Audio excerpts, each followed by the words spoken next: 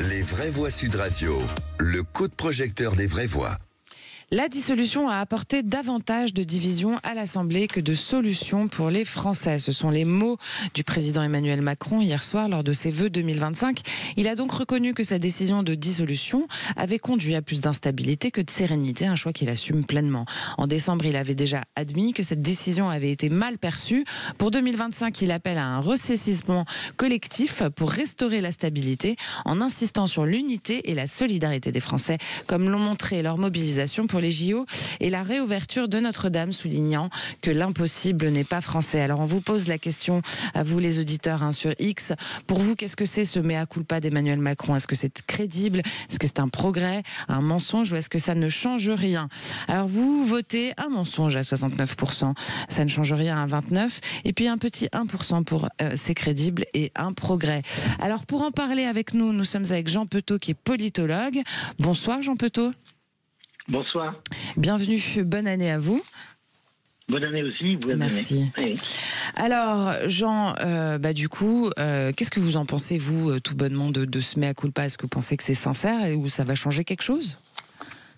Oui, c'est pas que je ne peux pas répondre à la question, c'est que je vous propose de remonter quelques secondes en arrière par rapport au passage que vous avez lu. Quand il dit il faut reconnaître que cette dissolution a provoqué plus d'instabilité que de sérénité à l'Assemblée nationale, juste avant, il dit pour l'heure, il faut reconnaître. Alors, ce pour l'heure est assez étonnant parce que qu'est-ce que ça voudrait dire? C'est-à-dire que aujourd'hui, comme on dit, force est de constater qu'il y a de l'instabilité, mais ça pourrait changer. C'est-à-dire que ça, c'est le constat au 31 décembre à 20h et des poussières. Comme si, dans un futur plus ou moins proche, cette instabilité allait s'effacer au profit davantage de sérénité. Ça, c'est assez étonnant, je trouve, comme formulation. Emmanuel Macron peut lui faire beaucoup de reproches, mais il a quand même, je crois, encore le sens exact des mots qu'il prononce. Et ce pour l'heure, à mon sens, est le petit détail de trop qui montre qu'il n'a pas véritablement changé son analyse sur la perception, sa propre perception de la dissolution, qu'il doit considérer comme encore un coup de génie qui n'a pas été forcément entériné.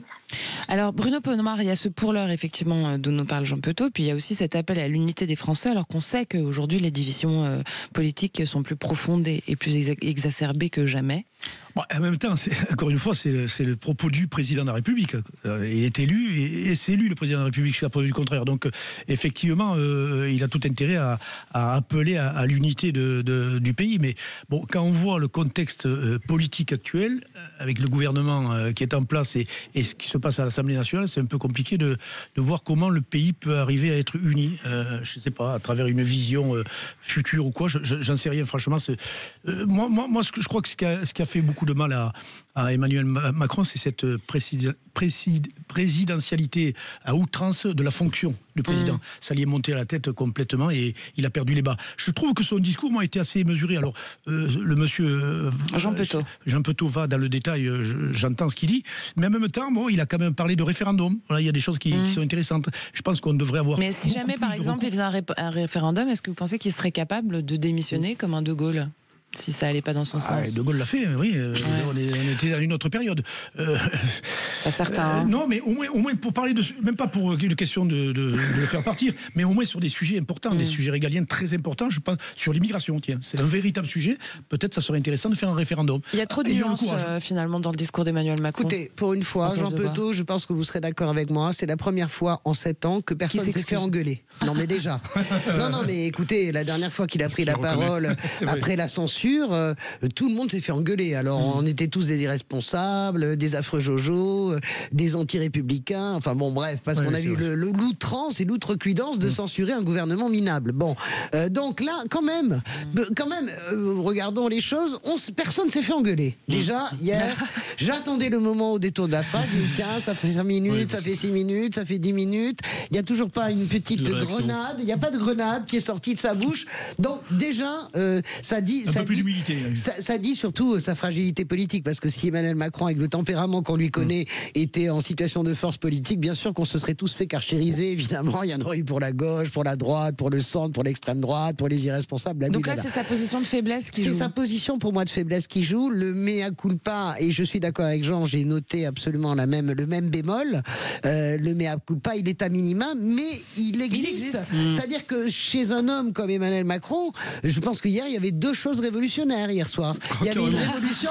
Non, mais sérieusement, il faut voir d'où on part. Il est têtu comme un mulet des Pyrénées, ça c'est sûr. Je sais, j'en suis une. Donc je sais, on est là quasiment de la même vallée. Donc je sais qu'est-ce que ça veut dire d'être têtu. Non, mais il y a une forme de petite révolution copernicienne qui n'ira pas plus loin que ça. Il y a le mea culpa même à minima. 2, personne ne s'est fait engueuler. Il y avait presque, c'était pas l'hymne à l'amour, mais au moins c'était neutre, c'est déjà pas mal. Et troisièmement, référendum. Alors de quoi parle-t-il? Est-ce qu'il fait un référendum sur l'immigration à haut risque? Est-ce qu'il fait les retraites? Moi, je pense que s'il fait un référendum sur les retraites, il va sauter. Sauf qu'il va évidemment le perdre. Et là, comment est-ce qu'il peut rester? Donc il le fera pas, quoi. Moi, j'aimerais bien qu'il le fasse, mais ça m'étonnerait que ce soit ça. Face à la difficulté de la représentativité au niveau de l'Assemblée nationale, je pense que le président a fait un constat où effectivement il a essayé beaucoup de choses, la dissolution et toute cette espèce de pirouette, on va dire politique et tout. Et au final, il y a rien qui a. Enfin, on va dire que ça n'a pas fonctionné aux yeux des Français. Et il s'est dit qu'à un moment donné, je vais reconnaître en toute bonne foi certaines de mes erreurs, mea culpa. 2, le référendum, c'est de redonner vraiment, très sincèrement, la parole aux Français. C'est-à-dire que c'est parce que les Français, évidemment, ne se sentaient pas représentés. Donc il s'est dit, tiens, enfin, maintenant, je vous ai entendu et je vais vous donner la parole. Et évidemment, sur certains sujets, comme le dit Bruno, il faut qu'il y ait des sujets essentiels, comme c'est-à-dire le régalien, comme l'immigration, sur les retraites, sur vraiment le quotidien des Français, sur l'économie, vraiment sur plein de choses qui font que aujourd'hui, les Français, forcément, ne se sentaient pas écoutés.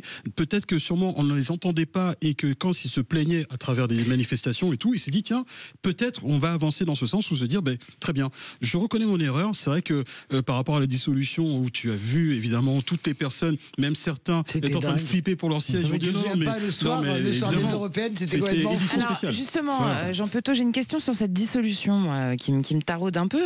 Est-ce que selon vous, c'est quoi? T'as des questions qui te taraudent, toi. Ça m'arrive. Est-ce que cette dissolution... Bon, est-ce que je peux en placer une quand même? Donc Jean, est-ce que cette dissolution, c'était un acte de leadership dans sa tête à Emmanuel Macron ou simplement une tentative désespérée finalement de garder le contrôle du pouvoir en le perdant finalement? Non, je crois qu'il a voulu faire un coup. C'est un joueur. Il a pas fait tapis. Tapis, ça sera éventuellement le référendum. J'en dirai un mot tout à l'heure. Mais il a voulu faire un coup politique. Oui, il a pensé en particulier en accélérant le calendrier, puisque vous savez qu'il avait un créneau entre 20 et 40 jours pour organiser les législatives, en prononçant la dissolution le 9 juin au soir et en utilisant le délai le plus court pour un premier tour le 30 juin, il a pensé en particulier que la gauche, vu l'état de la NUPES à l'occasion des européennes, n'aurait pas le temps de se reconstituer dans le délai extrêmement court de 4 ou 5 jours.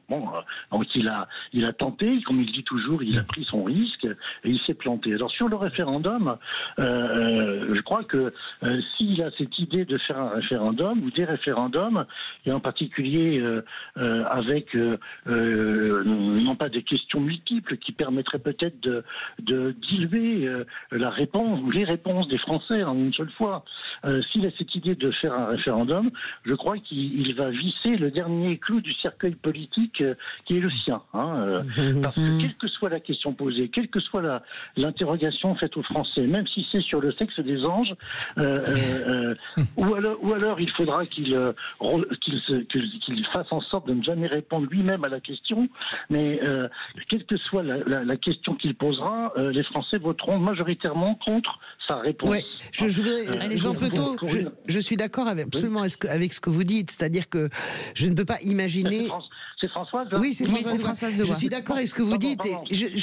Bonsoir Jean Petot. Je suis absolument d'accord avec ce que vous dites parce que la réalité, c'est que je ne peux pas imaginer Emmanuel Macron dans cette position-là, parce que ce sera un référendum pour ou contre Macron de toute manière, c'est évident. Bien sûr, ouais. Et surtout, Chirac avait réussi à bien se dissocier du référendum de 2005. Donc, mais il n'était pas dans la même situation. Il n'était pas dans la même situation. François, c'était à 2 ans de la fin. Je suis d'accord, non, mais c'est pour ça. Je suis d'accord, non. Il était déjà malade. Et je voudrais terminer sur ce que, je vais voir si vous êtes, on va voir si vous êtes d'accord. Sauf si nous sommes là en train de disserter sur Watson et Emmanuel Macron's mind. Nous n'en savons rien de ce qu'il a dans son état d'esprit. Et sauf si Emmanuel Macron veut faire une sortie parce que il juge. Il reste 30 mois. Aujourd'hui, il juge qu'il ne tiendra jamais 2 ans et demi dans une situation pareille, même pas jusqu'à la dissolution. Et qu'il veut faire une sortie par le haut, c'est-à-dire une sortie gaullienne. C'est-à-dire, j'organise un référendum. Mais ça serait pas une catastrophe, ça? Je ne sais pas si ça serait une catastrophe, mais en tout cas pour lui, il y a. Au niveau égo, c'est sûr. Non, mais pour lui, non, mais pas du pour tout. La France. Non, mais je pense que ce serait une catastrophe avec la présidentielle anticipée. Mais pour lui, je sors par le haut sur un référendum que je perds et peut-être une solution qu'il a dans un coin de sa tête. Je veux savoir ce qu'en pense Jean Petot, mais pourquoi pas? Jean, vous allez nous répondre. Allez-y. François, vous vous souvenez de cette phrase terrible que Raymond Aron a eue au sujet de Valéry Giscard d'Estaing, en disant c'est un très bon président, mais il lui manque le sens du tragique. Oui, bien sûr, vous avez raison. Je ne suis pas persuadé que Macron ait le sens du tragique. Et par ailleurs, pardon pour l'image, elle est mauvaise, mais ce qu'on appellerait alors une sorte de suicide politique assisté, qui consisterait à demander aux Français finalement de prendre cette décision. Honnêtement, et je suis d'accord avec vous, Françoise, on n'est pas dans la tête de Macron, c'est sûr.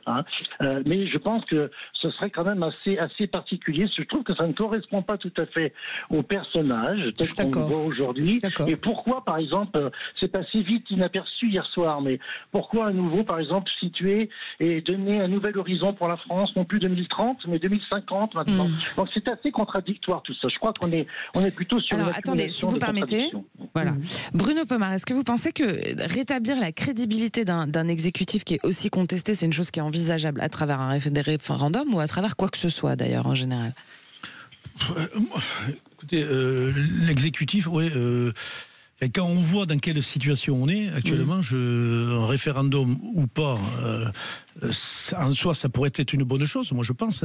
Mais encore une fois, je pense que le président de la République, pour l'instant, est hors concours, hors sujet totalement, et qui ne sait pas comment se dépêtrer d'une situation qui est quand même très complexe. Qu'il a créé lui-même. Il a créé, en nommant un Bayrou, effectivement, il n'avait pas grand-chose à se mettre sous la dent. D'autant que Bayrou s'est imposé carrément. Il n'a pas été... On le sait. Que ça a duré quelques heures dans le bureau, effectivement. Je suis un peu sceptique.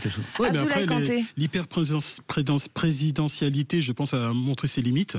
Et c'est vrai que quand on voit qu'on en est à ces questions de savoir qu'est-ce qu'il faudrait faire pour redonner de la crédibilité à un gouvernement ou bien à nos politiques, c'est vrai que c'est déjà, avant tout, reconnaître déjà ses erreurs.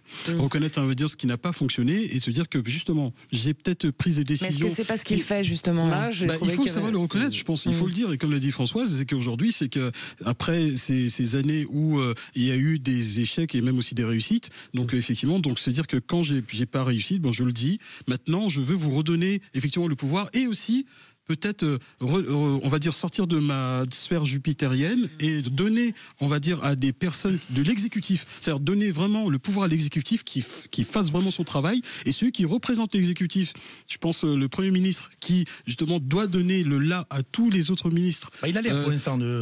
C'est ça le plus important. Et c'est peut-être comme ça, peut-être que la crédibilité, on est au début. Maintenant, après, on parle de certains, je pense je vais pas dire tes amis, parce que Retailleau s'est imposé, non, mais qui déjà tout de suite attend juste une chose avec un sniper, et dit que de toute façon, au mois de janvier, vous allez tous sauter. Donc, qu'est-ce qu'on veut Je pense que tu ne peux pas demander à la gauche de pas voter la censure, avec Bruno Retailleau qui va faire une loi immigration qui dit pas son nom, avec François Bayrou qui ferme la porte sur les retraites. C'est-à-dire que tu te fous du monde. C'est-à-dire que tu as besoin besoin de la gauche pour ne pas être censuré, et particulièrement du Parti socialiste. On tend la main depuis un mois, on négocie depuis un mois. Ça n'avance pas. Non, mais c'est pas nous qui n'avançons pas. C'est Bayrou qui te claque la porte au nez. Donc ne t'étonne pas si on censure. Jean Petot, excusez-moi, Jean Petot, excusez-moi, s'il vous plaît. Je suis toujours là. Oui, est-ce que vous pensez qu'il est foutu, Bayrou? Bon, oui. Françoise vient de poser le problème de manière assez claire, comme d'habitude. Ce qui peut dissuader le Parti socialiste, puisque c'est ainsi qu'il faut poser le problème. C'est ça la clé, c'est le PS. De ne pas voter la censure. Ou par ailleurs, peut-être le RN qui, cette fois-ci, n'adopterait pas la même stratégie que vis-à-vis de Michel Barnier, c'est l'idée de gagner un petit peu de temps, de rétablir un peu de stabilité pour peut-être, par exemple, obtenir l'évolution du mode de scrutin avec une proportionnelle. Voilà. Non, mais nous... je rappelle, Jean, je dis la demande du PS, parce que c'est le PS qui est clé dans cette affaire. Vous savez très bien que la demande du PS, ça porte sur les retraites. Ça, on y était presque. On était presque sur le gel. Mais il a dit qu'il allait en reparler. Mais non, mais on s'en fout. C'est que dalle. C'est des paroles de Béarnais, ça. Je les connais bien. Je suis bigourdane. C'est-à-dire, oui, on va en reparler. Non. Mais vous savez très bien que c'est des paroles. Mais non, mais moi je les adore. Toute ma famille est béarnaise, donc on sait comment on parle. Dire on va en reparler égale 0 + 0 la tête à Toto. C'est on suspend et on en reparle. Oui, et c'était quand même pas. Macron, il veut pas y toucher à ça. Mais c'est pas vrai. Je pense que Macron était plus proche, plus prêt à toucher. Il est prêt à toucher à tout pour sauver sa tête. Loi sur l'immigration, plutôt que ça. Bien sûr, parce qu'il sait très bien que dans ce pays, quoi qu'il advienne, même si ça a l'air assez obsessionnel, ce qui compte d'abord, c'est le pouvoir d'achat. Et la question des retraites est une question clé pour ce pays. Voilà. La sécurité, l'immigration, excusez-moi Françoise. Mais c'est en deuxième ou en troisième. Mais regardez. Mais regardez, mais c'est sur les plateaux, c'est en premier. C'est dans tes sondages du Parti socialiste. Non, mais je pense, Bruno, il faut que tu bosses un peu. Oui, regarde tous les résultats des élections. Il faut être d'accord avec Françoise. Mais non, mais jamais une présidentielle ne se fait sur l'immigration et la sécurité. Elle se fait toujours sur. Maintenant, aujourd'hui, les Français n'ont aucune envie. On ne s'entend plus. Respecte ce que nous. Est-ce que Sarkozy, il n'a pas été élu sur une politique sécuritaire? Mais bien sûr. De quoi Non, il a été élu sur travailler plus pour gagner plus. Mais la sécurité aussi. Mais arrêtez Bon, les amis, on va être obligés de s'arrêter. Il a été élu sur travailler plus pour gagner plus. Jordan Bardella a perdu les législatives parce que ça n'a pas été la préoccupation, la sécurité. Je pense que tu t'égares. C'est quoi on ne sera pas d'accord. Les faits sont têtus. Je vous remercie d'être venu partager ce moment tranquille et détendu avec moi. Travailler plus pour gagner plus. C'est déjà fini? Travaillons plus. Bah oui, regardez, 18h54. Alors je vous rappelle avec qui vous étiez ce soir.